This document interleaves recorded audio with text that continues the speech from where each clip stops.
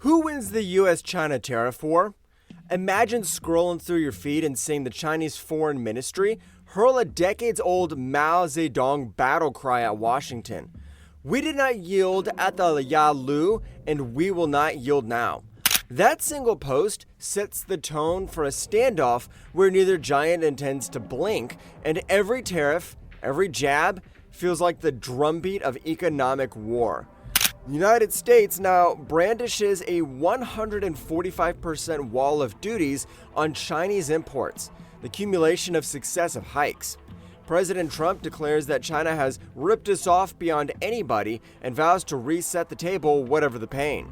Tariffs, once unimaginable, are reality, and Yale's Budget Lab warns households to expect an extra $4,700 a year.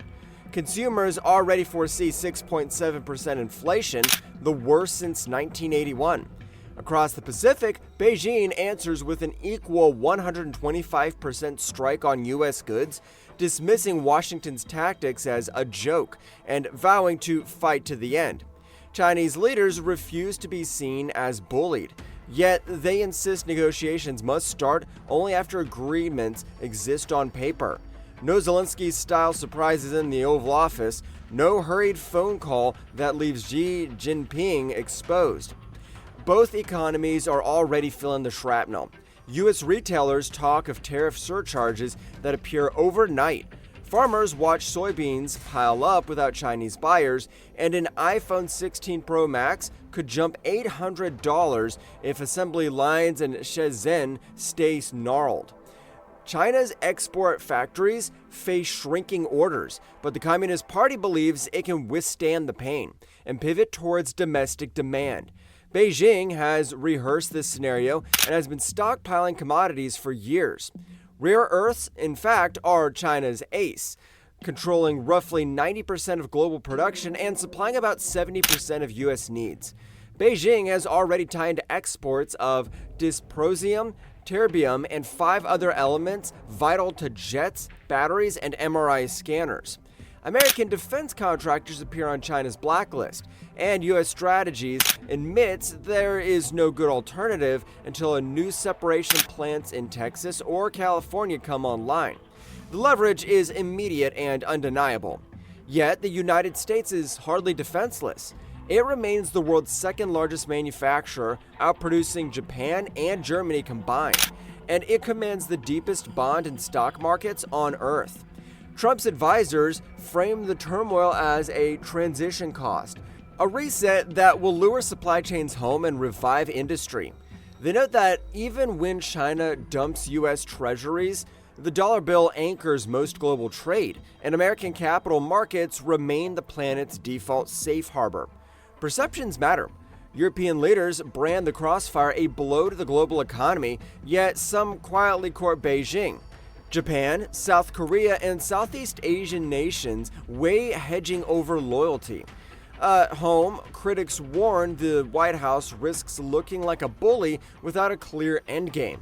The economic logic, however, keeps whispering that the two rivals are less enemies than symbiotic partners, like the water buffalo and the egret in that wildlife metaphor.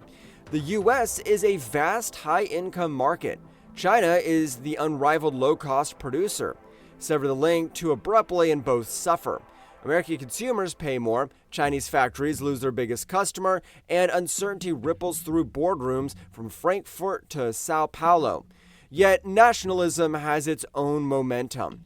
Trump's base cheers every tariff as proof of toughness, while Xi rallies patriotic pride by invoking past humiliations and insisting that the sky is still standing. Each leader trusts that the other will flinch first. Trump because falling markets frighten Beijing, Xi because U.S. voters may rebel at rising prices. Both views contain truth and both mask equal vulnerability. So, who holds the stronger hand?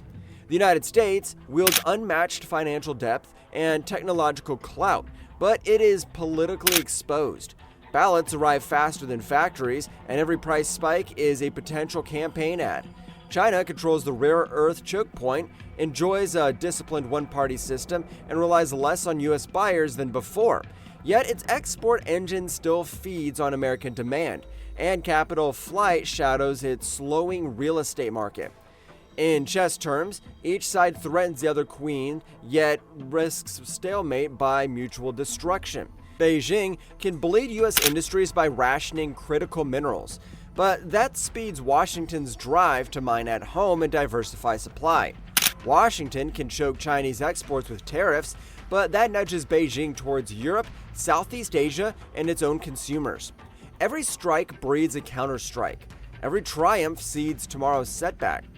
What decides the contest may be endurance, not a knockout. Holt's Econ sees slower growth and higher inflation, though jobs still hold.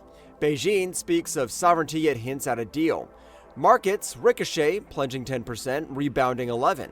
Behind the noise, negotiators may still draft a return to the old Phase 1 formula: lower tariffs, manage prices, and a fragile pause. Until that moment, the trade war marches on, a game where tweets move billions and rare earth embargoes lurk like mines. For viewers trying to pick a winner, remember the buffalo and the egret. Neither thrives without the other, and both bleed when they charge. The real question is not who conquers, but who concedes first to the logic of interdependence.